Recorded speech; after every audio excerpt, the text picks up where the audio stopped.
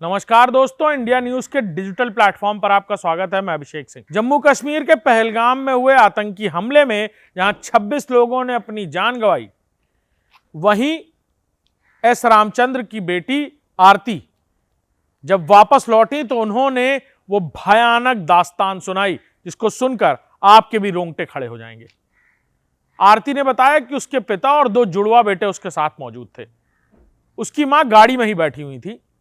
पहलगांव में उस खूबसूरत नजारे को देखने के लिए परिवार के साथ ये लोग पहुंचे थे।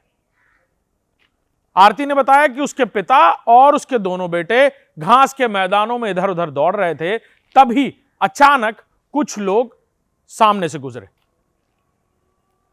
उन्होंने बताया कि पहली आवाज सुनकर लगा कि कोई पटाखा या कहीं कोई आतिशबाजी हो रही है, लेकिन दूसरी गोली चलते ही यकीन हो गया कि ये गोलियां चल रही हैं। आरती ने बताया कि वो और उसके पिता और दोनों बेटे एक फेंसिंग के नीचे यानी एक कटीली तार के नीचे से गुजरकर जंगल की तरफ जाने लगे। अचानक झाड़ियों में से कोई शख्स निकलकर सामने आया। उसने जिस भाषा में बात करी उस बात को वो समझ नहीं पाई और उसने पहला सवाल आरती से पूछा। आरती ने उसके जवाब में कहा, मुझे नहीं पता।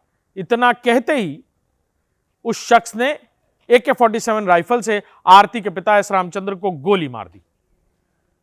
पिता बगल में ही गिर गए जैसा आरती ने बताया, और फिर अपने बच्चों के साथ चीखते चिल्लाते हुए आरती आगे को बढ़ी। उसका चीखने चिल्लाने की आवाज सुनकर वो शख्स भी वहां से आगे भाग निकल गया और जंगल में ही कहीं गायब हो गया।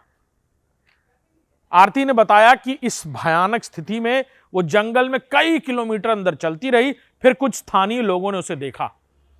आरती ने बताया कि वहां पर कुछ लोग, स्थानीय लोग मददगार भी थे।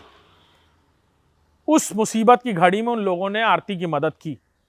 उसने बताया कि एक ड्राइवर जो हमारे साथ मौजूद था, जिसका नाम मुसाफिर था, और उसके साथ एक स्थानीय व्यक्ति जो उसके साथ घंटों तक मर्चरी पर मौजूद रहा जब उनके पिता का पोस्टमार्टम हो रहा था।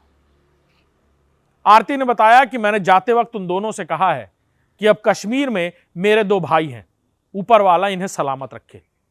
ये वो कुछ दास्तान हैं जो इस पूरी घटना के बाद अब निकलकर सामने आ रही हैं।